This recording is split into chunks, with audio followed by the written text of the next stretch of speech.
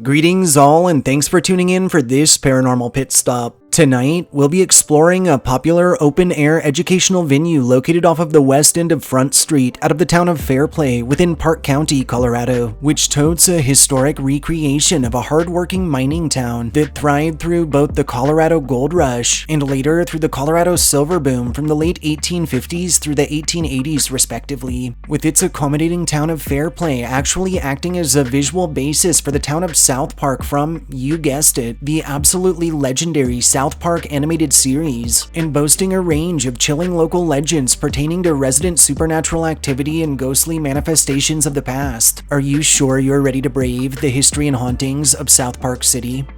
Historically, the expanse that now comprises Colorado would initially be explored by some of the first Europeans to trek across the New World, being the Spanish and French, who'd cover this particular region circa the late 16th and early 17th centuries. Through the Louisiana Purchase of 1803, the United States would officially acquire future Colorado Territory lands, which at the time amounted to little more than unrefined wilderness. And in 1859 and through the Pikes Peak Gold Rush, gold was discovered off Tarryall Creek, resulting in a massive influx of miners, prospectors, and the like moving near in search of their fortunes. Through subsequent years, a slew of mining camps would sprout up across the landscape, dotting gulches, gullies, caverns, and cliffsides, and eventually towns would form from their masses. However, the days of this thrive were limited, and nearing the end of the Gold Rush era, a majority of said sites were closed down and left abandoned to stand the tests of time and the elements. Through the late 1800s, as hydraulic mining grew in popularity, and through the early 1900s as dredge mining followed suit, several communities local to the area would actually have life breathed back into their old bones. And as various minerals such as silver, lead, and zinc fluctuated in value, said fluctuations would spur subsequent mini-booms, if you will.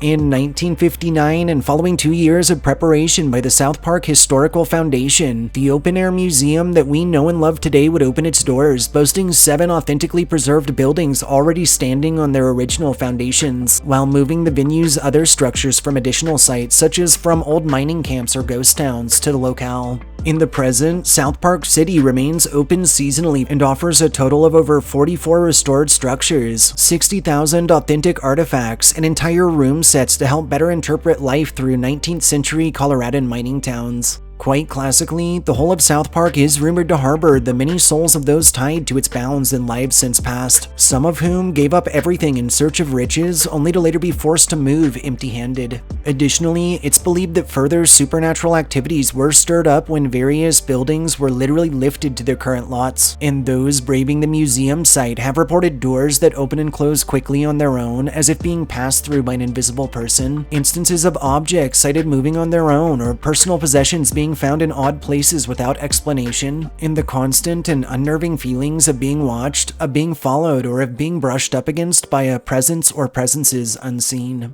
Several informal investigations of South Park have yielded strange EMF fluctuations, EVPs that include what seem to be voices of past townfolk going about their daily lives just beyond the veil, and orbs and half-formed silhouettes captured in the backgrounds of photography and video, while others have told of encounters with the full-bodied apparition of a man in old-fashioned clothing, who's usually spied either around or through the window of the bank in the early morning hours when the property should be closed down and locked. One more popular stop within South Park City is unquestionably the old dentist's office, within which authentic tools are kept on display, in tandem with the many theories that biological matter left behind may have something to do with binding part of one's spirit to Earth. This space is considered to be one of the more active at the museum, and many who have braved it have reported an oppressive, intimidating feeling, phantom pains felt in the jaw, mouth, and teeth, and encounters with shadowy manifestations. Finally, the Pioneer Home carries with it an ominous reputation. Strangely, a number of children naturally refuse to enter it, and infants carried into its bounds tend to completely lose their little minds and often break down in violent tantrums. While it's unknown what exactly might be responsible for these odd reactions, some theorize that one of the abode's past residents may have harbored a dark secret, and that their wicked soul may remain. Supporting said theories, and usually around the same time odd occurrences or freakouts are transpiring, several have noted phantom wafts of cigar smoke,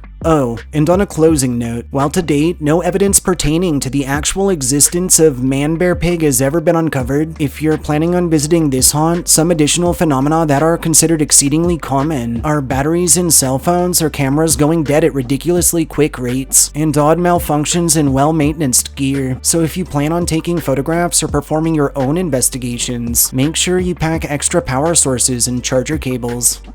Thanks for joining us on this paranormal pit stop. If you enjoyed hearing our histories and ghost stories, subscribe to our channel, like this upload, and share us with anyone you feel could use a good scare. We'll catch you next time.